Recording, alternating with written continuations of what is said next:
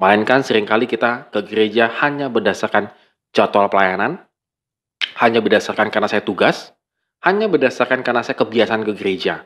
Tetapi ketika kita sampai di gereja, pikiran kita, roh kita, tubuh kita entah kemana.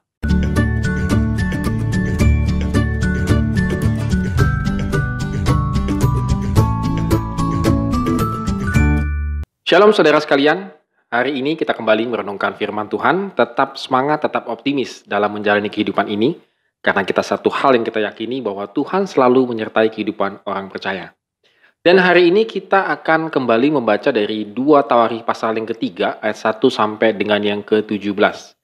Ya, tetap semangat juga untuk membaca dan merenungkan firman Tuhan ya. Kalau kita bisa melihat di sini bahwa Salomo mulai mendirikan rumah Tuhan. Dan memang ini masih merupakan pada bagian ini masih merupakan proses pembangunan bait suci Allah. Yang pertama, rumah Tuhan didirikan di Gunung Moria. Jadi melalui penyebutan Gunung Moria, penulis 2 Tawarikh ingin menekankan kekudusan tempat pendirian bait Allah, sekaligus mengingatkan para pembacanya dengan belas kasihan Allah kepada Abraham. Jadi ini memang gambaran seperti gambaran terhadap belas kasihan Allah terhadap Abraham. Kita bisa reverse di Kejadian pasal 22 ayat 1 sampai dengan yang ke-9. Yang kedua, disebutkan pula bahwa rumah itu didirikan di tempat pengirikan Ornan, yaitu di tempat yang ditetapkan Daud. Daud diberi belas kasihan oleh Allah di tempat ini setelah ia berdosa dan mengadakan sensus. Kita bisa bandingkan di 1 Tawarikh pasal 21 ayat 1 sampai dengan pasal 22 ayat yang pertama. Dengan demikian, bait Allah itu didirikan di tempat yang kudus dan di tempat orang Israel boleh mendapatkan belas kasihan Allah. Jadi kita bisa melihat bagaimana posisinya saja sudah sangat menggambarkan belas kasihannya Tuhan. Dan juga penulis mencatat pembangunan itu dimulai dengan struktur arsiteknya di ayat yang ketiga dan langsung dilanjutkan ke balai di sebelah depan di ayat yang keempat. Ukuran yang dipakai di sini adalah berdasarkan standar lama. Karena ukuran pada zaman penulis lebih besar daripada standar yang lama. Kita bisa lihat di Yeskel 40 ayat 5 dan 43 ayat 13. Setelah itu penulis menyempitkan fokusnya kepada ruangan besar utama di ayat yang kelima dan yang ketujuh. Ruang Maha Kudus ayat 8 sampai dengan 14 dan balai depan rumah ayat 15 sampai dengan 17.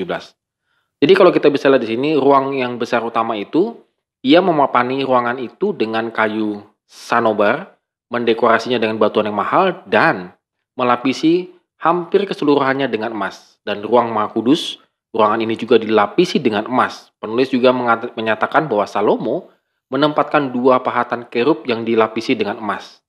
Dan kerub-kerub ini mewakili makhluk-makhluk surgawi yang menyembah Allah di sekitar tatahnya. Dan gambar ini ditutup dengan penjelasan di ayat 14 mengenai tabir yang memisahkan ruang Maha Kudus dari ruang yang besar utama. Jadi sebuah tabir ini juga digantung di dalam kemah suci. Dan kelihatannya dalam bait Allah Salomo, yang membatasi kedua ruangan itu bukan hanya tabir, tetapi juga ada pintu-pintu. Nah, good readers, hari ini kalau kita lihat gambaran yang sedemikian rupa, yang sungguh luar biasanya hebatnya nih, bait Allah pada zamannya gitu ya. Mungkin kalau bait Allah ini dibangun pada zaman sekarang ya sudah tanda petik nih, kayak ketinggalan zaman begitu ya, karena banyak bangunan yang lebih megah lagi.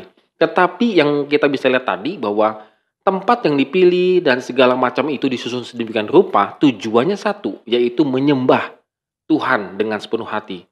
Karena kita tahu bahwa ketika kita menyembah Tuhan, kita mendapatkan belas kasihan. Apa yang bisa kita dapatkan di sini? Good readers, kita bisa melihat di sini bahwa memang kita tidak perlu membangun gereja kita seperti sampai dilapisi emas dan segala macam gitu ya. Bukan itunya.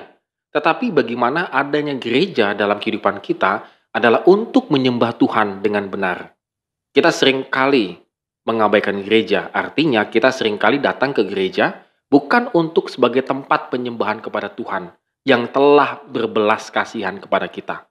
Melainkan seringkali kita ke gereja hanya berdasarkan jadwal pelayanan, hanya berdasarkan karena saya tugas, hanya berdasarkan karena saya kebiasaan ke gereja.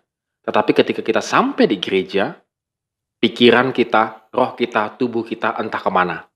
Tetapi kalau kita lihat tadi struktur bangunan yang sedemikian rupa, tempatnya dan segala macam didesain, adalah untuk menyembah Tuhan karena Dia telah berbelas kasihan kepada kita. Good readers, pada hari ini kita juga harus menyembah Tuhan senantiasa. Karena Tuhan telah berbelas kasihan kepada kehidupan kita. Tanpa Tuhan, hidup kita tidak mendapatkan tujuan dan arah. Mari kita kembali menyembah Tuhan supaya hidup kita lebih fokus dan belas kasihan Tuhan dalam kehidupan kita semakin nyata. Amin. Terima kasih telah menonton video ini. Have a nice day and God bless us.